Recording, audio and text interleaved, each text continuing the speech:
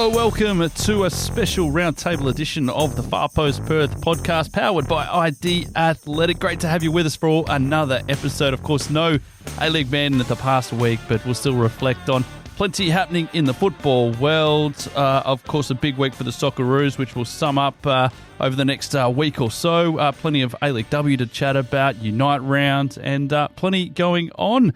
Blaine Treadgold is my name. Alongside me, we've got Jackson Bassett. Welcome back, mate. Happy to be here. Yeah, good stuff. Donna Jaffray, you're back from your little interstate adventure. I am. It was fantastic. So just a quick one. Obviously over in Melbourne for the launch of the new DT38 documentary. Yes, the Dylan Tombides documentary that's just been released on Optus Sport here in Australia and other networks internationally. So we had a big screening event over there with quite a few special guests and, got to hear from Paul Ocon and Jason Guerrier, who played with Dylan. So got to hear some really touching stories and really hit home for Paul himself. So it was a fantastic 48 hours over East. And just a quick plug, where can people see it? Optus Sport in Australia, YouTube as well, if you just look up Dylan Tombides documentary. And if you're internationally, there's Amazon and Prime, I believe, over in the UK and everywhere else. Yeah, good stuff. Get around it. So obviously for a great cause and a great story as well as tragic as it may be. Neil Sherwin's with us. Mate, welcome back. Hello. How are you? Yeah, you've had a busy week. Yeah, I didn't go to Melbourne. I went to the city for work. Ah, excellent. But Right. you've been, obviously, you've had a little bit of work to do as far as moderating the social media post this week, mate. You've been very busy. Have the band hammer has been out. Yeah. Let's crack into it, I suppose. Yeah. First of all, I know we normally do good, bads and uglies and all of that, but I'll do a good and an ugly in the same one. First of all, I suppose I'll preface it by saying I'll be having a baby in a couple of weeks. So yeah, the news, Sam Kerr last night and having a baby. Fantastic news. Great news. Wonderful news. Not exactly endorsed by everybody, and that's where we had a little bit of fun. Look, I think it's great to see anybody having a kid. You hope for the best, healthy, coming into a stable environment, loving parents, all of that sort of stuff. But it just seems that not everybody shares that sentiment, which is quite disappointing. And I think there's a massive difference between having beliefs and being a downright dirty bigot. And we saw plenty of that on the various social media channels over the last 24 hours. I say that as someone who grew up a practicing Catholic for 18, 19 years, followed that church, religion, everything else, decided to move away from it for various different reasons.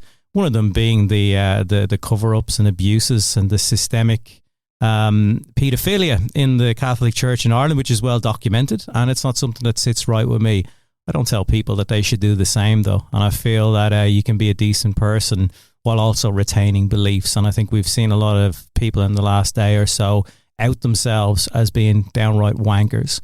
And just not, if you haven't got anything nice to say, simply don't say it. If these guys are having a kid together and it's healthy, that's all that matters. If you can't be happy for them, just don't say anything. But having the clubs having to delete posts, turn off comments, censor things because people just cannot be nice, it's a sad indictment on those that are making the comments. And I think that we've seen it's very on social media. It's very easy to hide behind anonymous accounts and not put forward your name.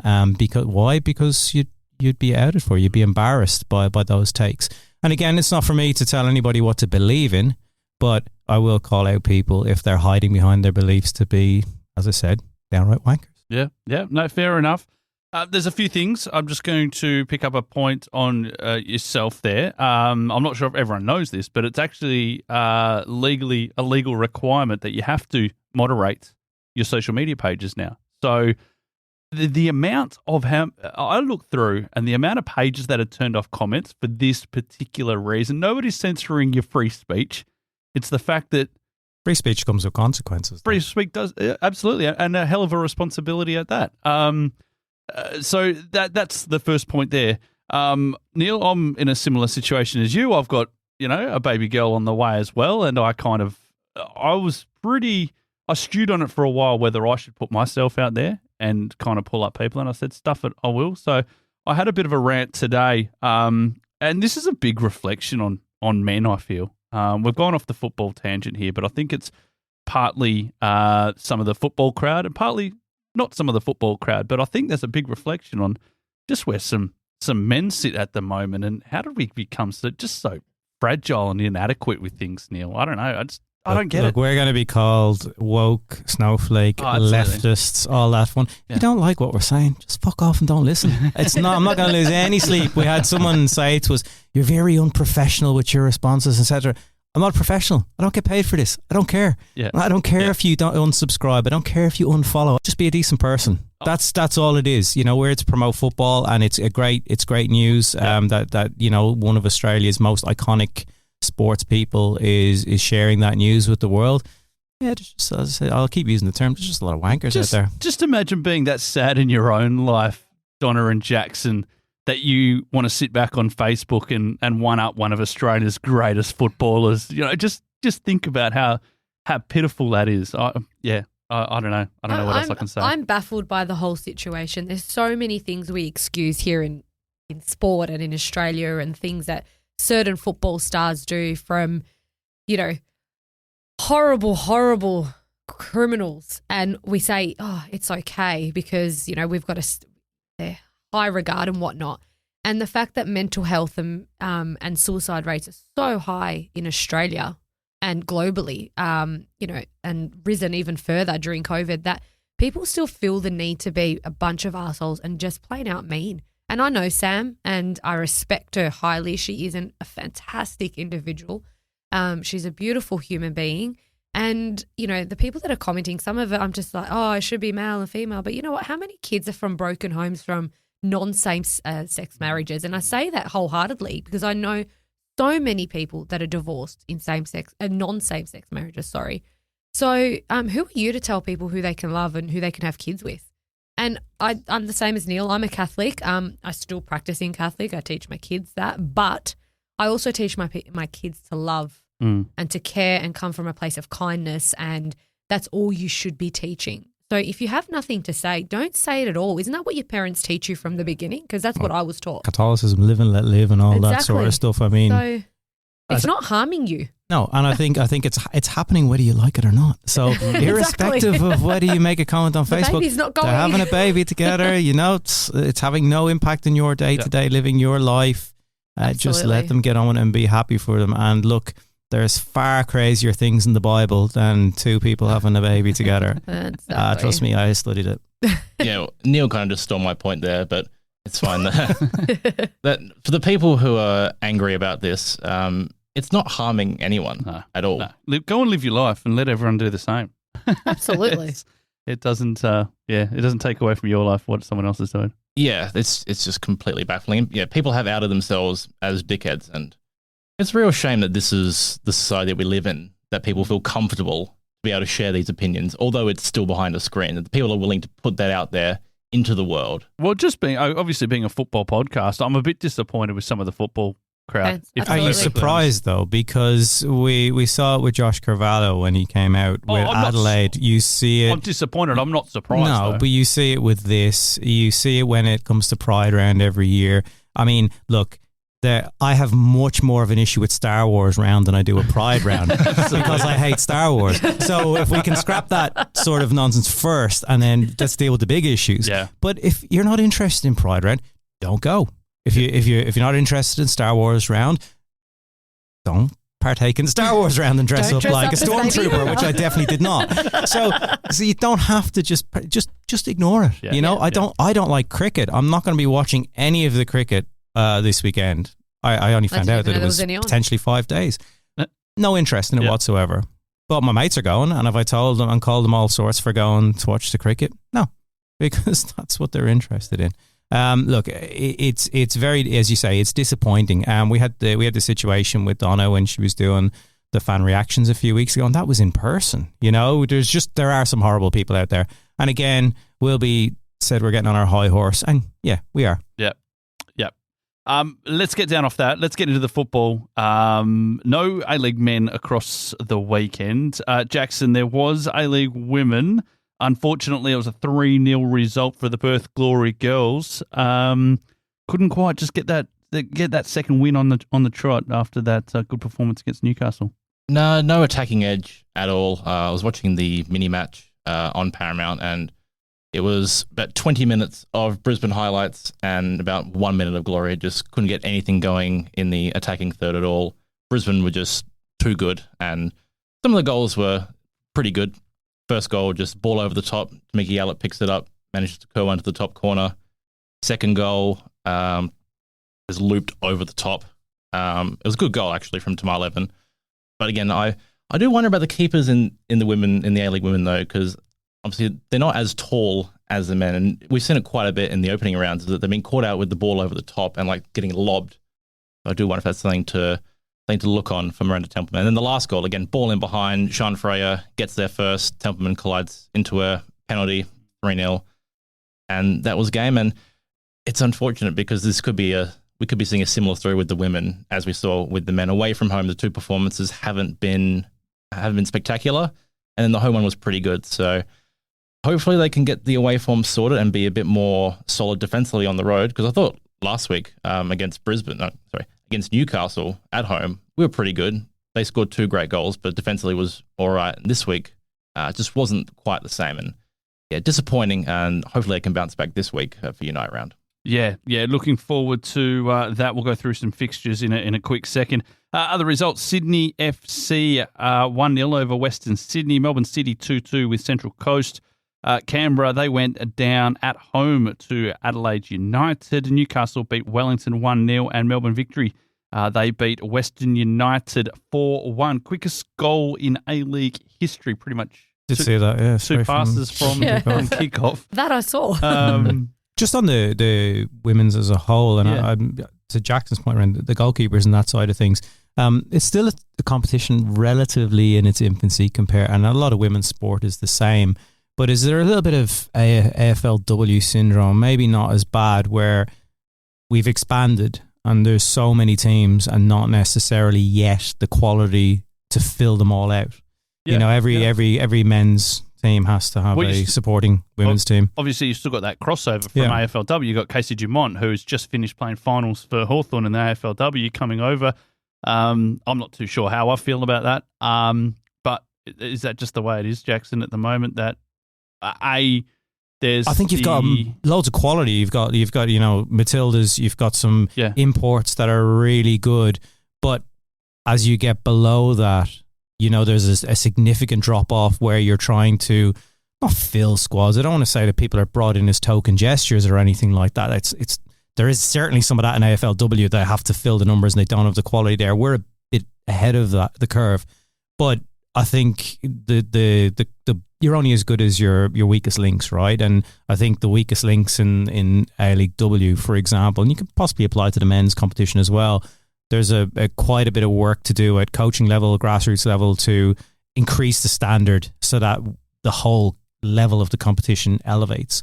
And you can see, to Jackson's point, and the goalkeeping is yet one situation that has been quite prevalent start of the year, but even some of the defending, the shape and whatnot, that there is absolutely room for improvement, which is a good thing, right? You want to be able to have standards to meet and to expectations and always striving for something. But I do think that probably for the next while all these clubs stabilise, because you got to remember we've been adding fixtures, more travel for people, more commitment for those that aren't professionals, and obviously more teams. And I don't know what the story was at Auckland. Are they due to come in at some stage? I don't know. But we've got 12 teams in the competition at the moment. It's a lot of bodies required to play a national competition. I'm not sure about Auckland, but I'm pretty sure I read that Macarthur's been given the hurry up about getting their women's program together. So, what that looks like, I'm not really sure. But yeah, it is an interesting one about how deep is the pool of players and everything else. Great to see plenty of West Aussies involved in this squad. We've spoken about that. Just back on the goalkeepers, Jackson, the battle for that number one spot between Miranda Templeman and Casey Dumont's likely to be a worthwhile watch. Yeah, it should be quite interesting. I think it'll take some time for Dumont to get back into the rhythm, having just come off the AFLW season. So I think Miranda Templeman's spot's probably secure for now. It'll just depend how long it takes for Casey Dumont to get back up to fitness or if she can transition straight into the goalkeeping. Just depends on how long that takes, because when she's fully fit and firing, then she's probably the one who slots straight in there and becomes the number one. It's good to see a couple of West Aussies in the Matilda squad. Oh, yeah. games. Hannah Lowry, Hannah Lowry, yeah. picked up. And Yep, Morgan Aquino. Morgan Aquino as well, obviously Yeah. plying her trade over there in she's in the US second division, isn't she? Yeah, so Yeah.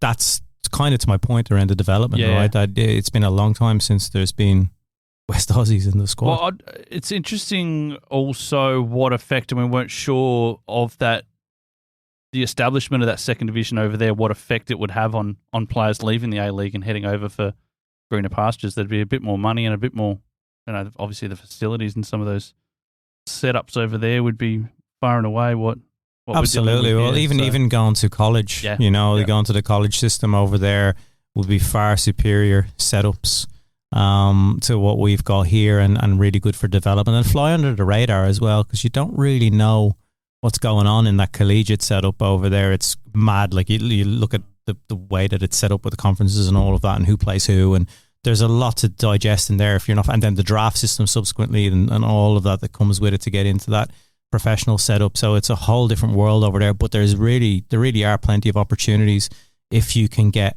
visa and all of that. That's a big deal. And probably the example we'd be close to, and that must be Jackson Lee in the men's side of it, who's went over and is now playing with Rhode Island in the second tier of the US league, and they've just made the final of the competition. He's a second choice goalkeeper over there, and he's come through that setup, and it's just a different pathway for players. He was, on the outer of Perth Glory, NPL opportunities, but decided because he got a US passport to be able to go over there and play at that level, and come in the sort of a backdoor into Australian goalkeeping, something a little bit different. So yeah, there's definitely opportunities, and Morgan's gone over there as well now to try something as well. Beautiful stuff. Unite round this week, as far as the A-League W. We'll talk about the A-League men's a little bit later on, but Unite round, Adelaide United will take on Wellington, Western Sydney against Brisbane Roar, Central Coast against Melbourne Victory, Newcastle Jets against Western United, Canberra United against Perth. That is 10:30 a.m. On Sunday. So wake up, have yourself some pancakes and get involved in that one, Jackson. And Sydney against Melbourne City will be the last game, 1:15 Perth time on Sunday. So, it's all happening for Unite round. Yeah, big fixtures. Don't know if you saw the announcement as well today that all the games were meant to be at Leichhardt Oval, but they've all been moved now to Netstrata Jubilee, because of the poor pitch conditions down Free there. entry for everybody. If you want to fly over now. And free entry. There you go. Yeah. No, good stuff. We might take a bit of a break after chatting a bit of the women's game. We might turn our attention to our round table. Plenty of topics to get through, and we'll do it right after this on the Far Post Perth podcast.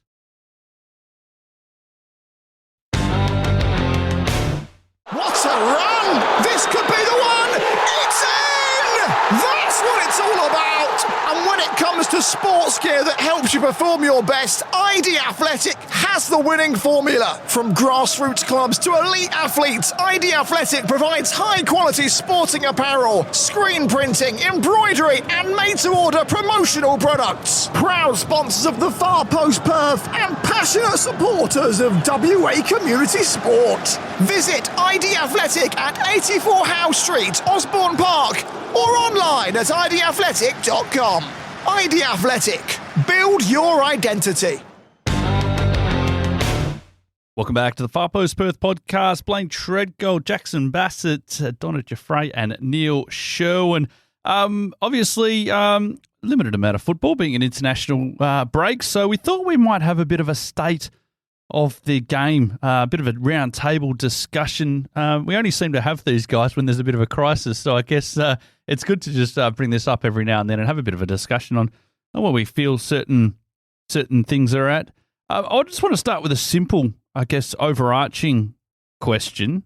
Let's put it out of 10. If we were going to go around the table and say from 1 to 10, 10 being the best and 1 being the worst, where do you feel the state of Australian football's at the moment, Jackson? I'd put somewhere in the middle because I think there is definitely room for improvement, especially at the grassroots level, and more funding there and getting more people involved in the game and interested in the A-Leagues.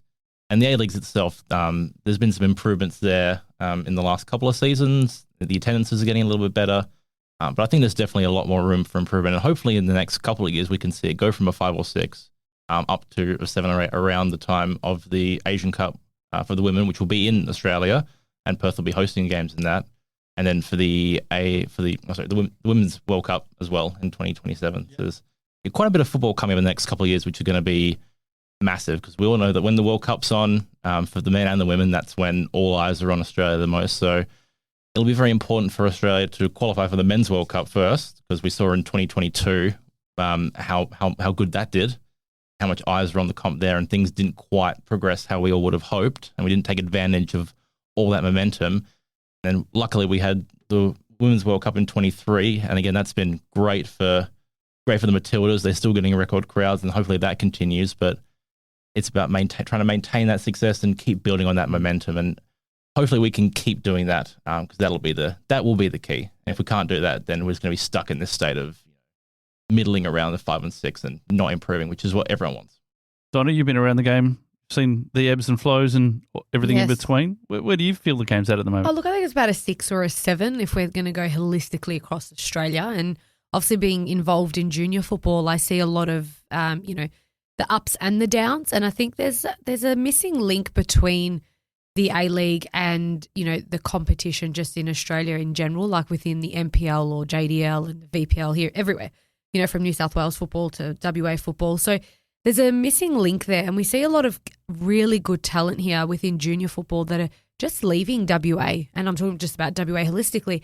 They're leaving here and they're going over east, and I don't know what the disconnect is. I don't know if it's because there's no longer the AIS and they think that there's more opportunities over there because it is bigger over there, the sport, but also just the cost of playing football now. I know this as a mum of 2.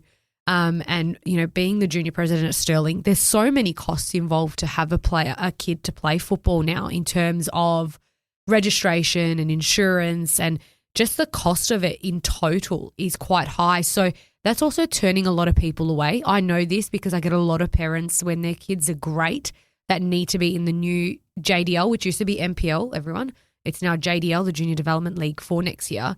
And they're going, we just simply can't afford the fee. So there's something there that is missing between the WA government in terms of, some sort of subsidy for parents. I think the best thing for kids is to play sport at all levels, even for ourselves as adults, like just being out in the open, in fresh air, walks, whatever it is. I think it's quite important. And I know there's a kids sport voucher for juniors, but that's also means tested. It's got nothing, it's also depends where, what schools you come from, and in terms of, your household income and whatnot. So, it benefits some but doesn't benefit all. I know. So there is a bit of an imbalance there. I can speak a lot about the junior setup, but I won't. But in terms of the A-League, huge buzz. I'm loving it. I think we improve each year on year. I think the quality is getting better. I'm actually enjoying watching other games opposed to just my team play, whereas I normally don't really do that other than the glory and victory. But again, there is a disconnect between the A-League and the community clubs and grassroots football, and I'm not sure how we bring that back together. Yeah, look, I was going to say a 3 or 4, but then it's relative to our standing in society and in the nation as a whole. And if you factor in that football is never going to be the number one sport, it's disproportionately supported and funded at government level, which is probably never going to change. So based on the resources available and the volunteers and the work that people do who love the game, it's probably about a 6 or a 7 realistically, where a lot of people are doing the best with what they have. And that's a sorry state, because ideally we'd like to be affluent. We'd love to be throwing money right, left and centre at the best facilities. We'd love to be having all sorts of mad advertising for games. I know that was something that came through in the comments that we've got, but you also have to be realistic that there are behemoth other codes and sports and organisations out there who are threatened and terrified by what is the world game, right? I mean, look, I say that as a West Coast Eagles member for the best part of 20 years. I love going to watch the AFL at Optus, but I'm well aware of what the AFL is all about. So it's relative to our standing and what we've got. I think it's probably about a 6 or a 7. I'd love it to be a 10, and we should strive for it to be a 10. and there's an aim as high as we can. So yeah, there's definitely mitigating circumstances. That's not to excuse the people who are not doing things how they should be, and we've had plenty of failed administrators and clowns in charge of money who haven't spent it in the right way and all of that, and we've all had experience with some of them. But I think I'm usually a glass half empty guy, but I'm slightly positive here, which is making me uncomfortable. I'm going to take all of those comments. I'm going to throw a bit of devil's advocate in there. I'd argue that the game has probably never been in a better state.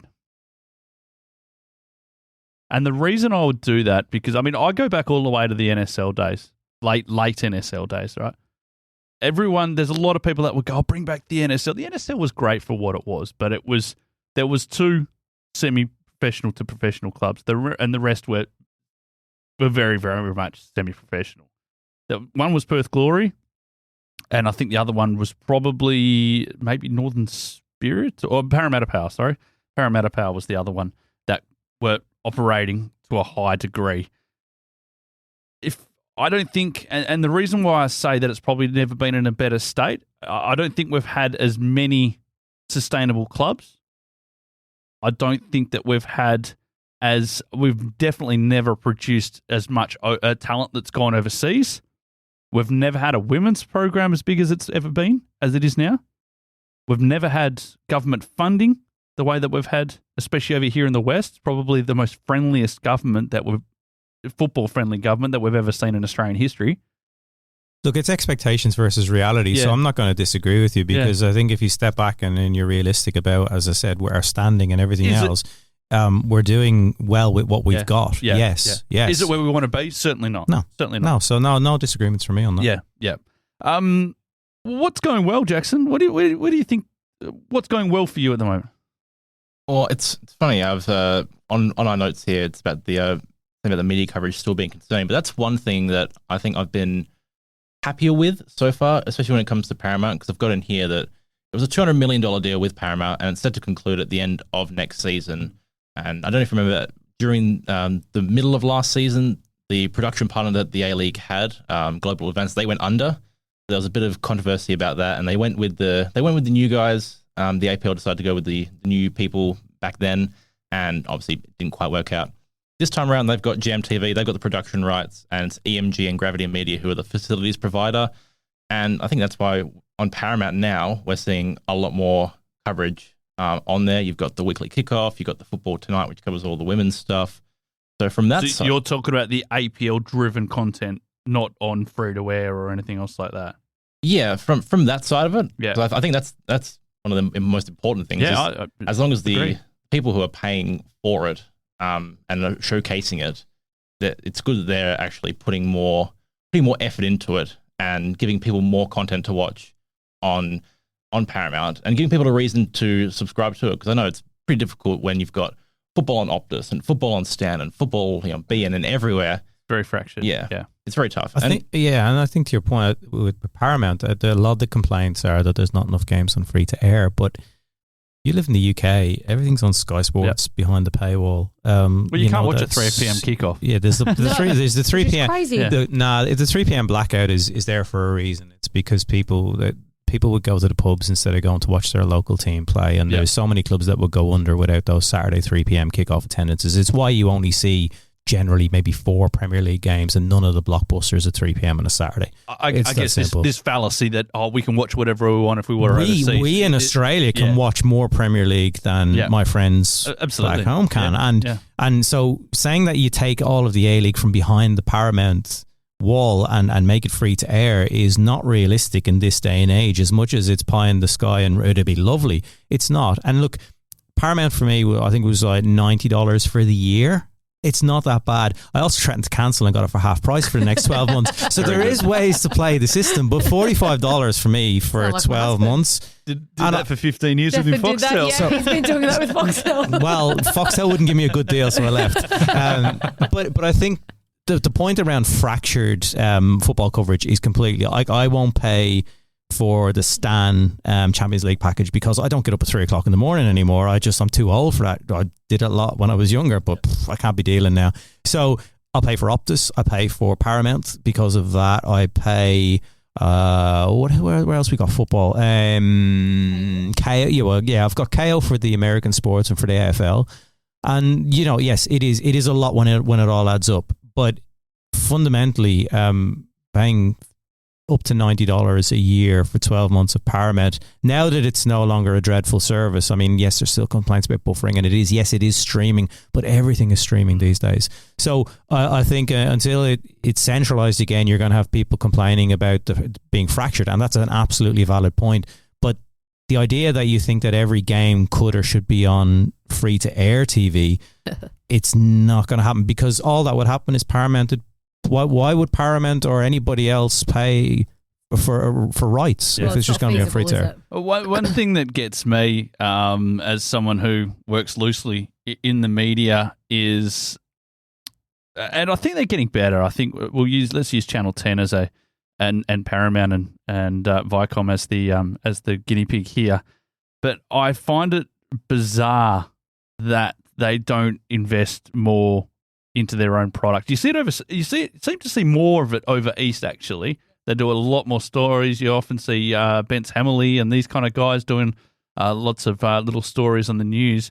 I think Steve Allen does a great job here, but I don't think we see what it is. But if you were to take, say, Channel 7 with their AFL coverage, it's everywhere.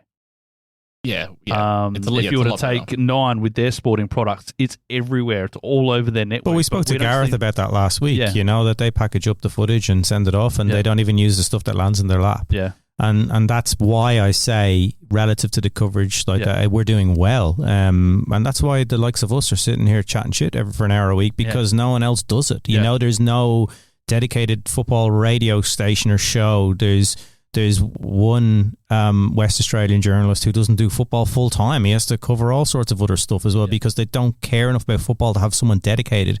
You look at the UK and yes, it's football's bigger and everything else over there, but they've got each paper has football correspondent plus people who go and do match reports and plus people who do minute by minutes online, like all that. People who do tactical analysis. You're never going to see tactical analysis in the West Australian because they just don't have an interest in it. It's never going to happen. It's a press conference. It's a little bit of a match report, maybe a bit of transfer info, but nothing in depth. And that's where, the likes of us, there's a little gap. And the more of that happens, it's definitely going to boost the interest. We know with Kel and the lads doing the WA football podcast. I mean, brilliant stuff that they do with the MPL. The coverage that they've given off their own backs is brilliant. It's huge, and it's time consuming. It's not easy, and you have to have a real passion for it. And the more people that we get doing that and putting that content out there, and as we said last week, Per Glory have been amazing with us. Me for the last 15 years, and building those relationships with the clubs and with people to promote the game. That's where I think, and it goes to the point of what's going well. I actually think that independent media side of things is going pretty well. And the more people that, I'm not begging for likes here, but the more people chuck a like or chuck a comment and interact, and we've got reams of paper in front of us here of comments from people when we threw out questions. Love that. It's cool that there is a community out there. There is people that are engaged.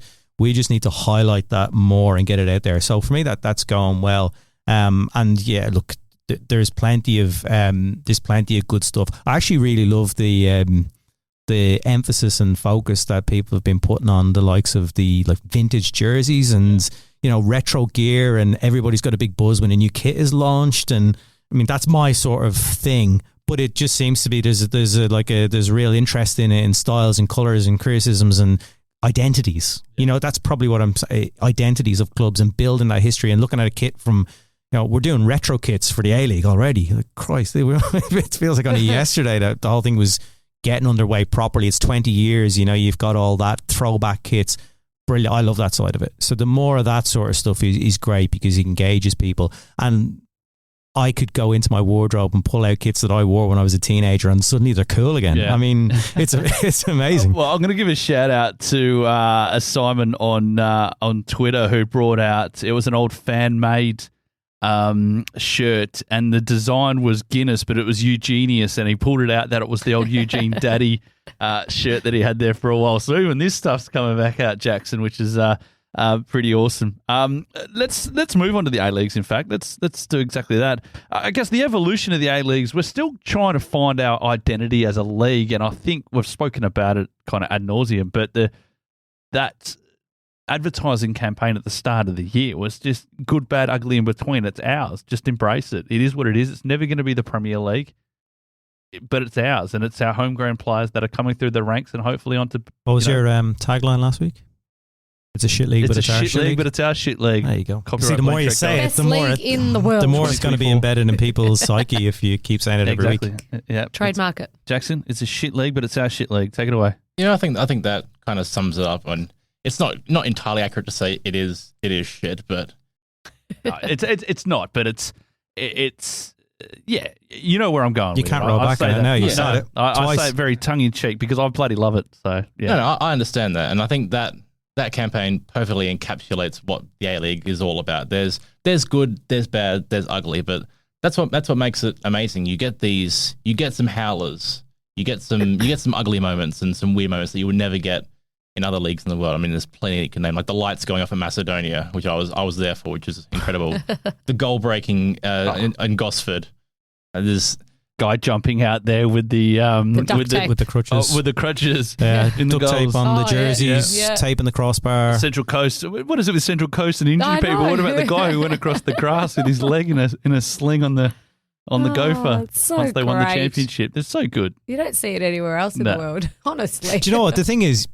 You do see it right in other leagues because other leagues have their own quirks and that. And I say this being a big fan of the League of Ireland, which is full of nonsense as well. But what we're seeing is like those stories now are out there, you know, and they do go viral around the world with clips, and people know it's our farmers league, you know, and we say that the UK gets it live on a Saturday morning, Sunday morning, wake up, watch the A-League.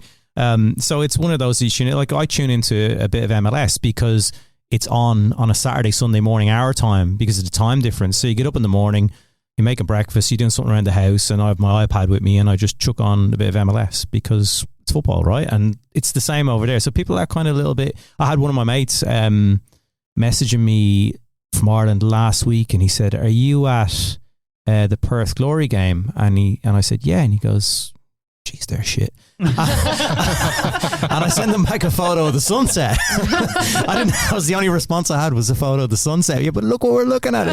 Look at the silhouette of the city. The football's crap though. But like, so my mates are watching it, you know, and it's that's the sort of exposure that we're getting now, and that's why it's our league, and we should be proud of it and try to build it up, and it's enjoyable. Yeah, no, absolutely. Donnie, you've been around since day one of Melbourne Victory, the club, well, the biggest club now, but a club that almost didn't get off the ground back in 2005 because they couldn't get enough funding. Let's not talk about that. Oh, well, that's the, No, what it was. but yeah, because, absolutely. And now look at it now. FFA was absolutely. had to fund it so Yes. they could get it over the line through Yep. Jeff Lord, I think it was. Yeah, Jeff Lord, Tony Ising back in the day, Gary Cole, they were all there when Yep. it first kicked off, and saw it happen with my own eyes. Kitman, Lee Broxham, one of the icons that, 16-year-old Melbourne kid Victory, man yep. at the time, I think he was. And love Broxy till now, and he's great. And it's just, I'm just loving seeing all these clubs, from back then just really take off and, highly successful, very well funded, and they've got some really good people there. But that's, and I say this all the time, you need those really big clubs to perform and to really have success in order for the league to stay sustainable. But with the Glory, I think, I say this every time, you take it for what it is at the moment. And I know it really hurts a lot of people with what's happening on the field and, all the losses and whatnot, and all the expectations are not being met. And as a football fan, I sit out on the sidelines and I see my husband come home and watch the highlights and analyse it as if he's Simon Hill, and he thinks he's David Driller. He's probably going to do a better job. But and I hear my 7-year-old saying what they should be doing, and I'm like, what? Fundamentally, that would make sense, but they need to, things need to change. I love the A-League. I love that we have a league that we can follow here. I used to follow it back in the NSL days. I used to follow Carlton, and I just love that we've got something that we can call ours. And I agree, it's I love that statement. It's a shit league, but it's our league, and people know it. People do know the A-League, and it's just getting bigger and better. And I love the 20-year ad that we had. I think that was amazing. Did we capitalize on it enough? Probably not. Was it in our faces enough? No, I don't think so. I think there could have been so much that we could have done with grassroots to, to bring in those young footballers and those young fans and members. In every club, there could have been something that we could have done using that commercial and that ad to boost it before the league launched. But yeah, small steps, but we're getting there. And I agree. I think it's great. I think the thing to remember about the A-League is that you can actually go there and watch the game. Yeah. It's I love the Premier League. I love watching, World Leagues. I don't necessarily Premier like League's it. not accessible for the vast majority of football fans. But it's like a movie, right? I just can't comprehend not wanting to go and watch a game in person. I just don't understand why, if there's a football team in your city or down the road from you, that you would go, I'm never going to go watch that. Whether that's your MPL team, whether it's your A-League team, that you would just never go and watch that team in person. The concept is while I would go and watch, and I have seen all sorts of football played in a park, and it's been dreadful, but it's football. It's in the flesh. It's in person. You're there. You're watching it. You see the players. You see the emotions. You see everything that goes on around that. And you, with the A-League, you're part of a community. Yep. And it's that's accessible, as we and that's spoke really about, it's really important. So yeah, the idea of never going to watch a game, and like people are massive football fans in Perth, but have never been to watch a Perth Glory game. It just blows my mind. But hey, everybody's got different interests. What a run! This could be the one! It's in! That's what it's all about! And when it comes to sports gear that helps you perform your best, ID Athletic has the winning formula. From grassroots clubs to elite athletes, ID Athletic provides high-quality sporting apparel, screen printing, embroidery, and made-to-order promotional products. Proud sponsors of the Far Post Perth and passionate supporters of WA community sport. Visit ID Athletic at 84 Howe Street, Osborne Park, or online at idathletic.com. ID Athletic. Build your identity. Guys, let's move on to, I wanted to have a bit of a chat about the national teams at the moment. Matildas probably hold the mantle as far as the national teams go. Socceroos probably sit in second, and then we've got our youth teams and special abilities teams. Shout out to the Paramatildas too, by the way, who are in action at the moment. So, but national team development, where do you feel it's at, Jackson, at the moment, between the Matildas and the Socceroos, and maybe some of the players coming through and some of the standards that these players are at? Well, I think the Matildas have still got the stranglehold, and I think they'll continue to hold that probably until the next Men's World Cup, if Australia are to make it. Yeah. If Australia don't make it to that World Cup, then people won't be in a interested. 48-team World Cup, if Australia doesn't make it, we might as well pack everything in. Yeah, but again, it's you look at the attendances for the Matildas games, even post 2023 World Cup, and they're still getting record crowds and incredible numbers, incredible engagement as well, much better than the men's team. And it's, again, relative to their standing compared to the rest of the world, because the Matildas are still a top 20 team in terms of the women's national teams, I believe I'm correct in saying, and then Socceroos are a little bit further behind, but I think that got bumped up a little bit because of how they performed in the World Cup. So, yeah, the Matildas are ahead in that regard. In terms of the development, I kind of do like the Socceroos in terms of the people they've got coming through at the moment, and we've seen in the current squad, there's still quite a few young guys getting their chance, like Joe Gauci, who we haven't seen a lot of, in prior to like the last 6 months, but now we've seen him in goal, and he's probably going to be the one leading the charge for the next few years. And you've got the likes of Boss and Miller, and Aaron Kunda is going to be a star, but again, who wasn't selected for the latest round of qualifiers, which I'm surprised by. And then you've got guys like McGree and Sutar, who are a bit more experienced, but are entering their prime. So I think there is quite a bit of talent there at the moment, and I think they're in a good position now. They just got to make sure they get to the World Cup, and then the women will just be making sure that they can qualify for the Women's Asian Cup, because they're going to be hosting that. Yeah. If they can, and the goal should be to win that. That should be the goal. If the Matildas can win that, then it'll go crazy. And that's Because I can't remember the last time. Have the Matildas won the Asian Cup? 2010, And that was the only I time? think. Yeah, 2010-ish. Yep, only time. Yeah, because the expectation after the World Cup should be sustained success. And that will start by doing well in Asia and then translating that into the World Cup. That's the main, for the short term, in like the next 2 or 3 years, that should be the goals. Doing really well in the major tournaments, but also still, developing younger players, because we've seen the current crop, Kerr, Ford, like Polkinghorne, Kennedy, all these players aren't going to be around for the World Cup, in like 2031.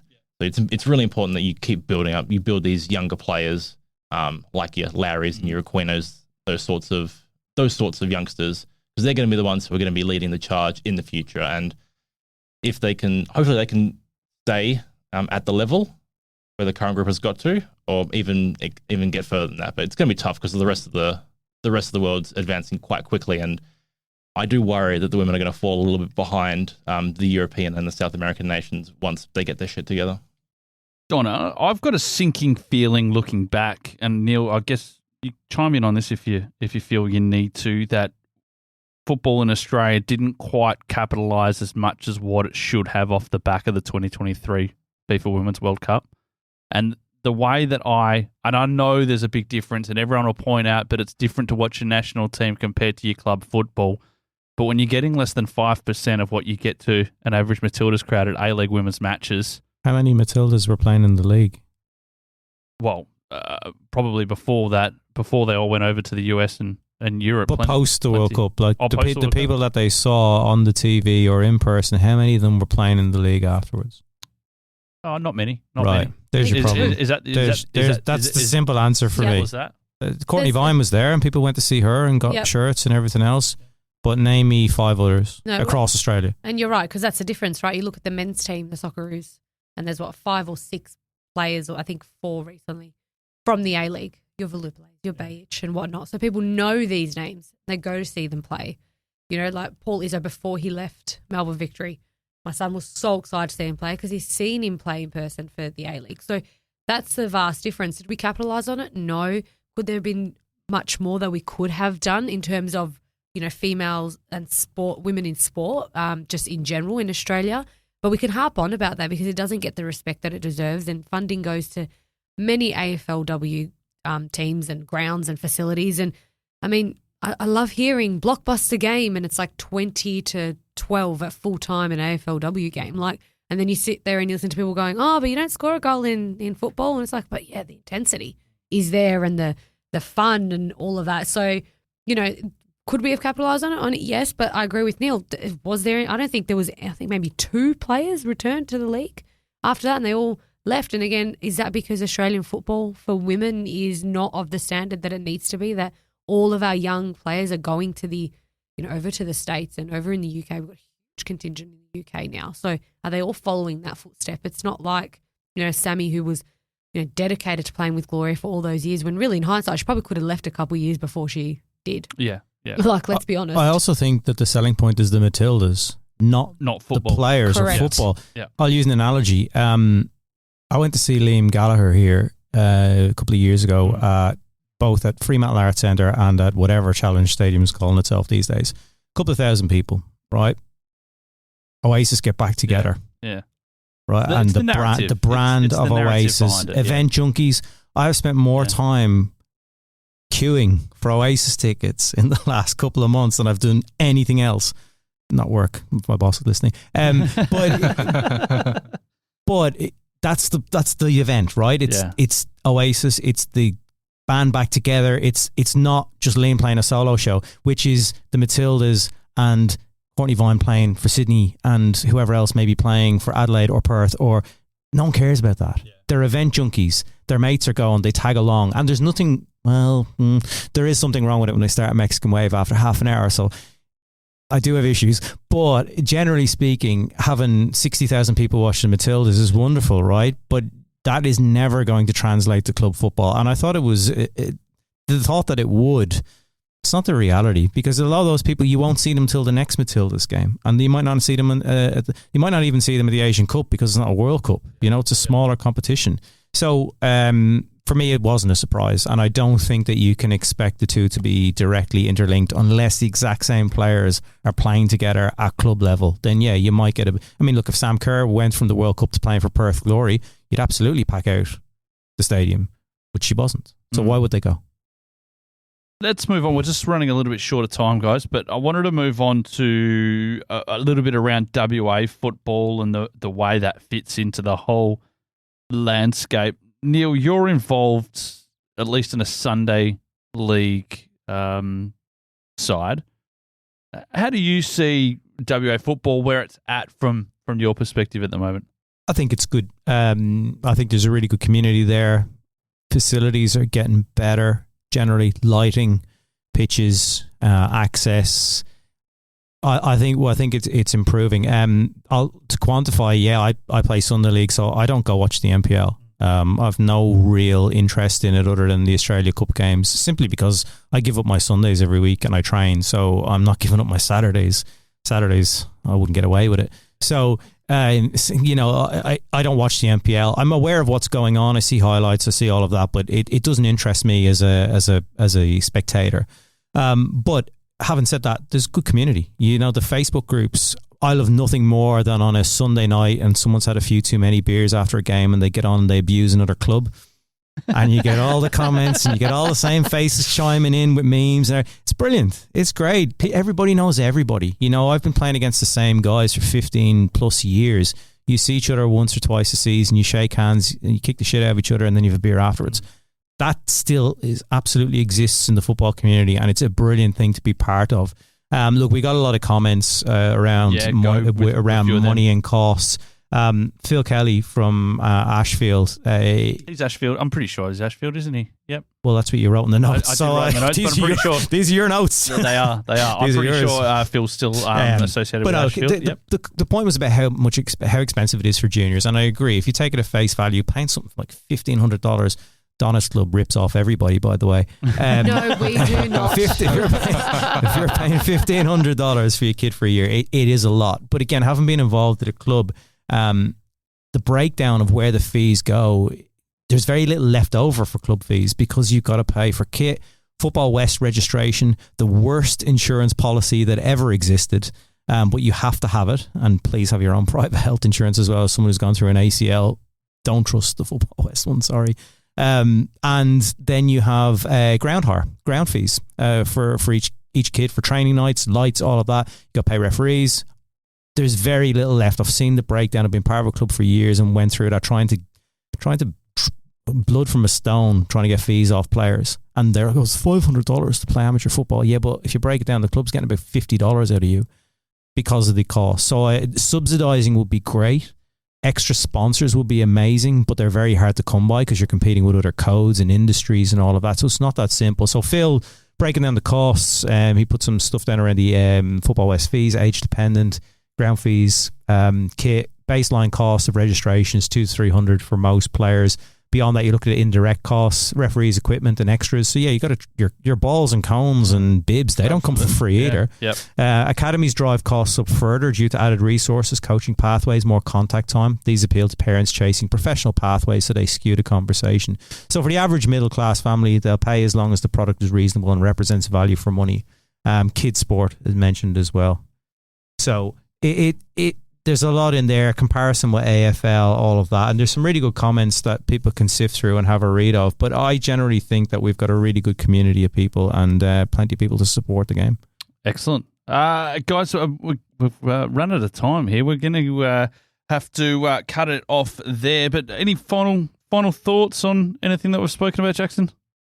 Well, I'll do a little quick thing because Unite runs this weekend and everyone's very excited about that. Lots of games on, 6 for the men, 6 for the women. I'm saying no clean sheets. Every single team across the men's and women get goals. So everyone scores a goal? Everyone scores a goal. It's Oprah Winfrey. You get a goal. You get a goal.